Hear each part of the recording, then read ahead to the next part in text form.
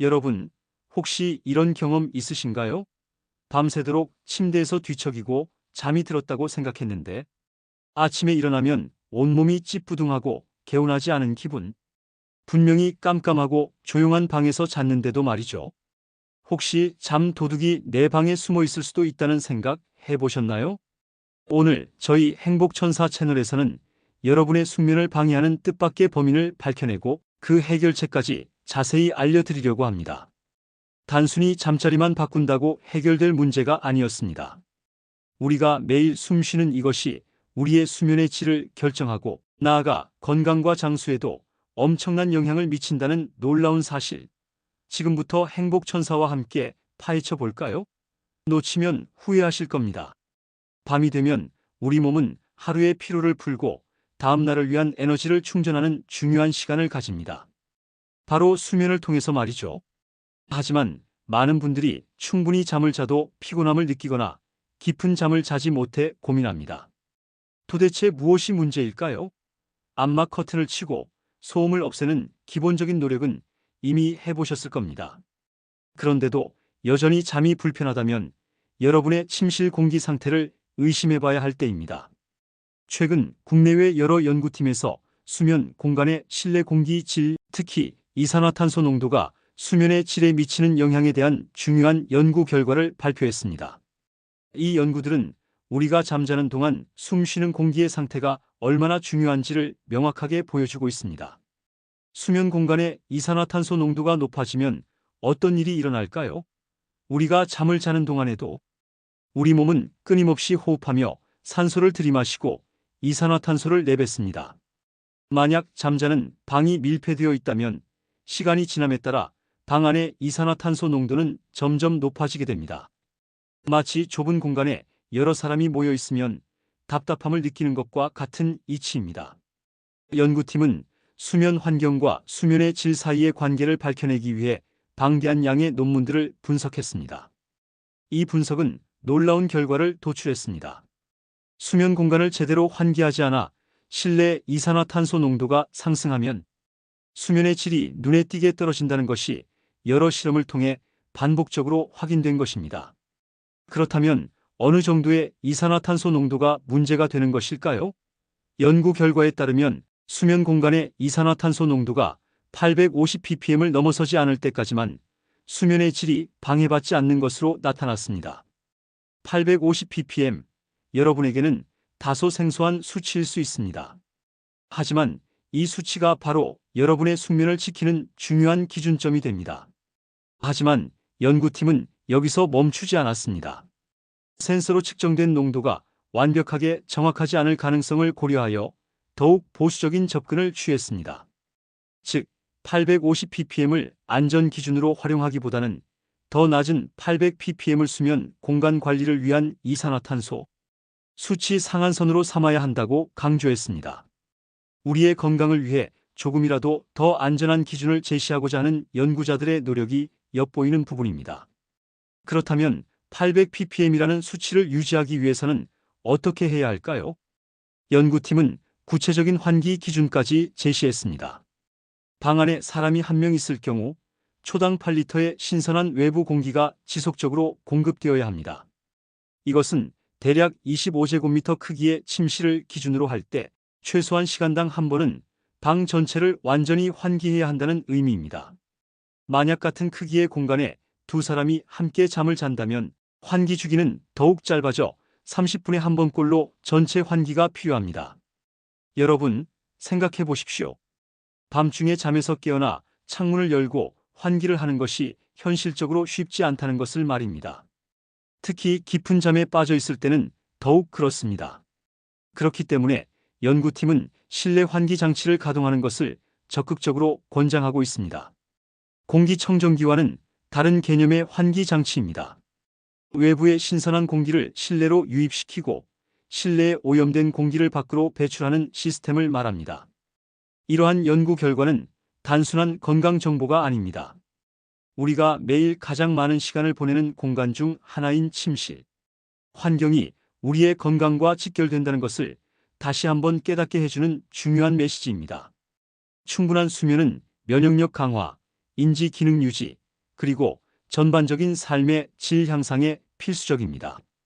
그런데 이러한 수면이 우리가 간과했던 이산화탄소 농도에 의해 방해받고 있었다니 놀랍지 않으십니까? 이산화탄소는 우리 눈에 보이지도 냄새를 맡을 수도 없습니다. 그래서 더욱 위험합니다. 우리가 의식하지 못하는 사이에 우리의 잠을 좀먹고 우리의 건강을 서서히 해칠 수 있기 때문입니다. 특히 수면 중에는 우리의 몸이 휴식을 취해야 하는 시간임에도 불구하고 높은 이산화탄소 농도로 인해 뇌는 계속해서 각성 상태를 유지하려고 노력합니다. 이는 깊은 잠에 들기 어렵게 만들고 설령 잠이 들더라도 질 낮은 수면을 유발하게 됩니다. 이러한 현상은 특히 호흡기가 약한 분들이나 면역력이 저하되기 쉬운 분들에게 더욱 치명적일 수 있습니다. 만성 피로, 집중력 저하, 기억력 감퇴 등 다양한 문제로 이어질 수 있으며 장기적으로는 심혈관 질환이나 뇌졸중과 같은 심각한 질병의 위험을 높일 수도 있다는 연구 결과도 있습니다. 우리의 건강과 직결된 중요한 문제입니다. 이제 우리는 어떻게 해야 할까요? 첫째, 잠자리에 들기 전에는 반드시 창문을 열어 방 안을 충분히 환기시키는 습관을 들여야 합니다. 짧게라도 5분에서 10분 정도 문과 창문을 활짝 열어 신선한 공기가 유입되도록 합니다. 잠자리에 들기 전 하루 동안 쌓였던 이산화탄소와 각종 유해 물질을 외부로 배출하는 것이 중요합니다. 둘째, 만약 밤중에 잠시 깬다면 짧게라도 환기를 시도하는 것이 좋습니다. 하지만 현실적으로 어렵다면 앞서 언급했듯이 실내 환기 장치 설치를 고려해보는 것도 좋은 방법입니다. 최근에는 스마트 홈 시스템과 연동하여 자동으로 환기 타이머를 설정하거나 실내 공기질을 감지하여 자동으로 작동하는 똑똑한 환기 시스템들도 많이 출시되고 있습니다. 초기 투자 비용이 들겠지만 장기적으로 보면 우리의 건강을 위한 현명한 투자라고 할 수 있습니다. 셋째, 침실에서 가급적 식물을 키우지 않는 것이 좋습니다. 식물은 낮에는 광합성을 통해 산소를 배출하지만 밤에는 우리와 마찬가지로 호흡을 통해 이산화탄소를 배출합니다. 밀폐된 공간에서는 오히려 이산화탄소 농도를 높이는 요인이 될 수 있으므로 주의해야 합니다. 넷째, 잠자리에 들기 전에는 가급적 침실에서 격렬한 운동이나 활동을 자제하는 것이 좋습니다. 격렬한 활동은 호흡량을 증가시켜 이산화탄소 배출량을 늘리기 때문입니다. 침실은 오로지 휴식과 수면을 위한 공간으로 활용하는 것이 가장 이상적입니다. 다섯째, 만약 여러분이 원룸과 같은 작은 공간에서 생활하고 있다면 더욱 철저한 환기 관리가 필요합니다. 요리를 하거나 여러 명이 모여 대화를 나누는 공간이 곧 침실이 될 수 있기 때문에 이산화탄소 농도가 빠르게 상승할 수 있습니다. 규칙적인 환기 습관을 생활화하는 것이 중요합니다. 이번 연구 결과는 단순히 이산화탄소 농도뿐만 아니라 전반적인 실내 공기질의 중요성을 다시 한번 상기시켜 줍니다. 미세먼지, 유기화합물, 라돈 등 우리 눈에 보이지 않는 수많은 유해 물질들이 우리의 건강을 위협하고 있습니다. 따라서 잠자는 공간뿐만 아니라 우리가 생활하는 모든 공간의 공기질 관리에 관심을 기울여야 합니다. 신선한 공기는 우리의 뇌 활동을 활발하게 하고 신체 기능을 원활하게 하며 스트레스를 줄여주는 등 다양한 긍정적인 영향을 미칩니다.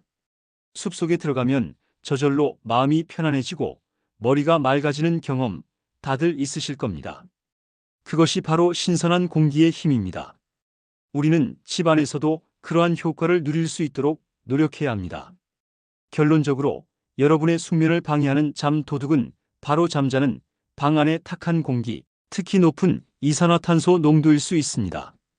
오늘부터라도 여러분의 침실 환기 습관을 점검해 보시고 필요하다면 적극적인 개선 노력을 기울여 보십시오.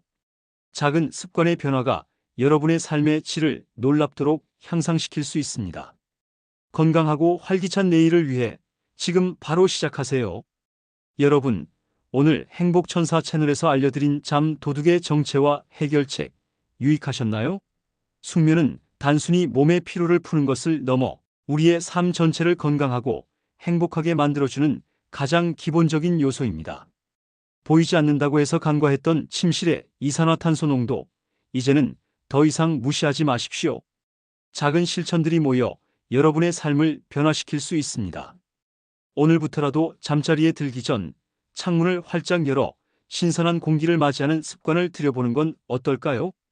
여러분의 건강하고 활기찬 내일을 행복천사가 항상 응원합니다. 행복천사 채널 구독, 좋아요 꼭 눌러주세요. 다음에도 여러분의 건강과 행복을 위한 유익한 정보로 찾아뵙겠습니다.